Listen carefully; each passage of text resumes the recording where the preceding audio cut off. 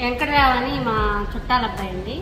తను వచ్చి పిన్ని ఐపల్స్ అని వచ్చింది, కొత్త ప్రోడక్ట్ వచ్చింది, ఇండస్ట్రీ వాళ్ళ నుంచి వచ్చింది పిన్ని, ఇది ఒక్కసారి వాడి చూద్దాం అన్నారు.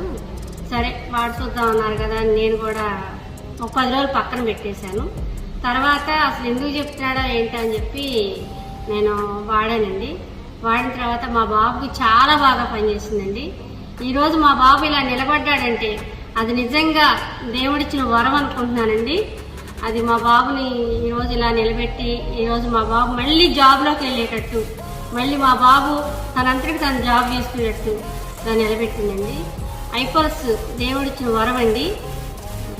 బాధ అది సంతోషం పక్క, బాధ ఒక పక్క సార్. అది నేను పడ్డ బాధ ఏ తల్లి పడకూడదు, కానీ దేవుళ్ళలాగా ఐపల్స్ నా కొడుకుని కాపాడిందండి.